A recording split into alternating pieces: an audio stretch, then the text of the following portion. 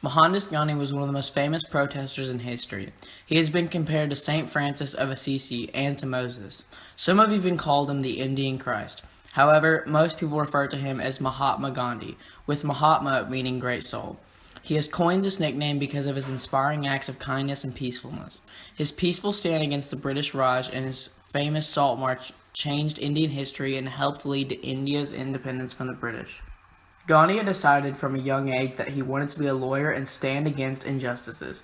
He studied in London and then traveled to South Africa to start his practice. Until his arrival in South Africa, he had never encountered racial discrimination before.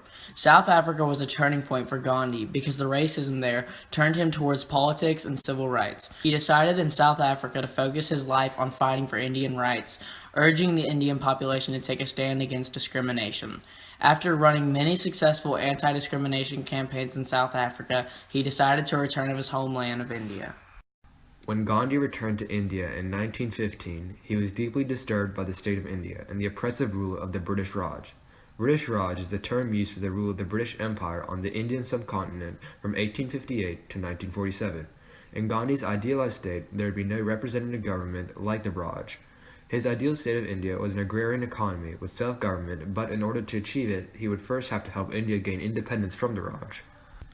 Many historians point out that the British Raj was maintained by the fact that Indians were so divided and that they could not stand united against the Raj.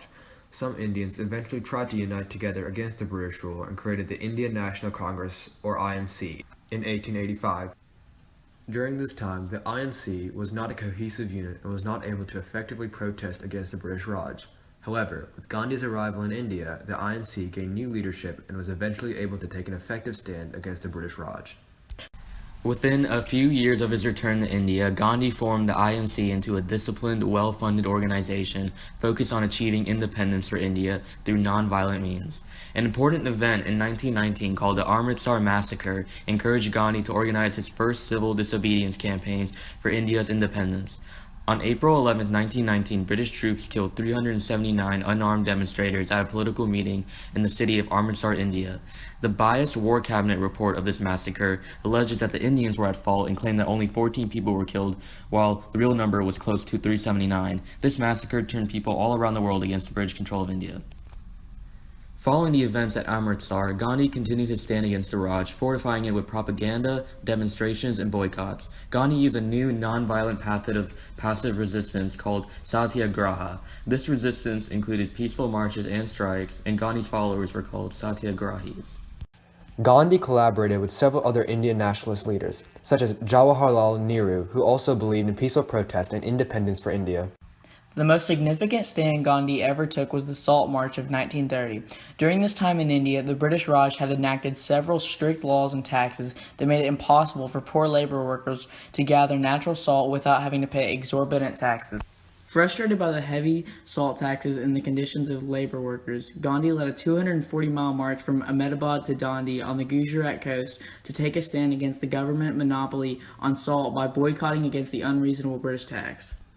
Before the march, Gandhi had sent a letter to the British Viceroy, Lord Irwin, outlining his civil disobedience plan and his views on British rule in India.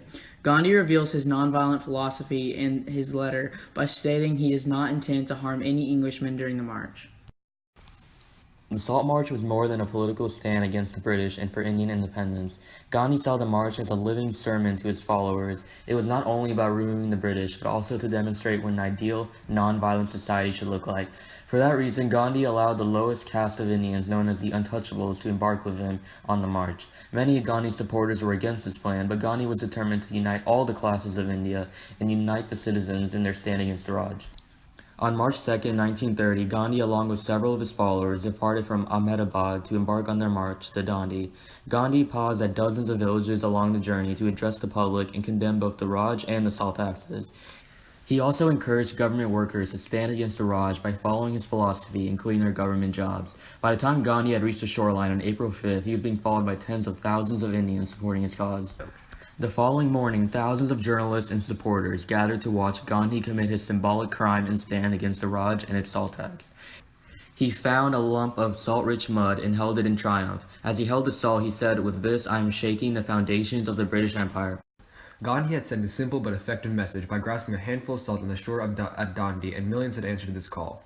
80,000 of his followers were arrested and beaten by police. This was Gandhi's nonviolent philosophy, satyagraha, on a large scale, and the British Raj was helpless against it. This was a turning point in the Indian independence movement, as it was one of the first times that the British Raj were overwhelmed by the huge mass of Indians seeking freedom.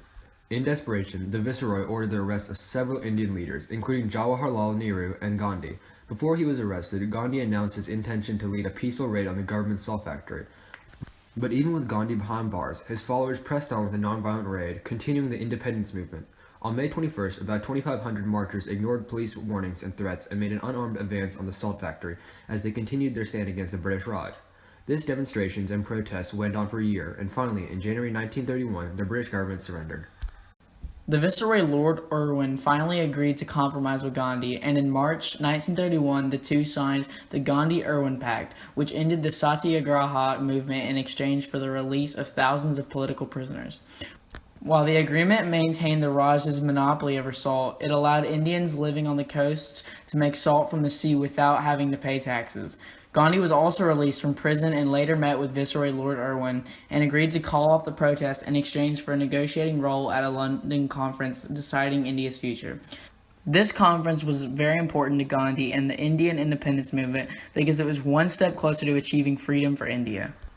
In August 1931, Gandhi traveled to the conference as a representative of the Indian National Congress. The meeting, much to Gandhi's dismay, was a failure, but British leaders finally came to accept Gandhi as a political force they could not suppress or stand against. An agreement was finally reached between the two sides 4 years later in 1935. The agreement was the Government of India Act of 1935, in which the British retreated to the center of India's federal system, leaving the outer 11 provinces in control of the Indians. This act laid down the framework for self-government and was a major accomplishment for Gandhi and the independence movement. From 1935 to 1945, the British Empire slowly began to weaken, and many Indians could see independence coming soon. When World War II ended in 1945, the British Empire no longer had the strength to hold its empire together. Partially granting Gandhi and the Indian independence movement's wish, Britain declared that India would become an independent country within the British Commonwealth. The British decision to grant independence to India mainly came out of necessity. However, Gandhi's successful social movements and stands inspired a change in the global perceptions of colonial powers that helped lead to the collapse of the British colonial empire. The world now knew that the era of colonial powers was over. There is still one major conflict in India, which was between the violent Muslims and Hindus. The Muslims, led by Muhammad Jinnah, wanted to separate from India. British negotiations between the two sides in early 1946 failed and led to a bloody civil war, pitting Muslims against Hindus. As the bloodshed worsened, Gandhi decided to take a stand against the conflict and go on a fast, almost starving himself to death before the fighting finally stopped.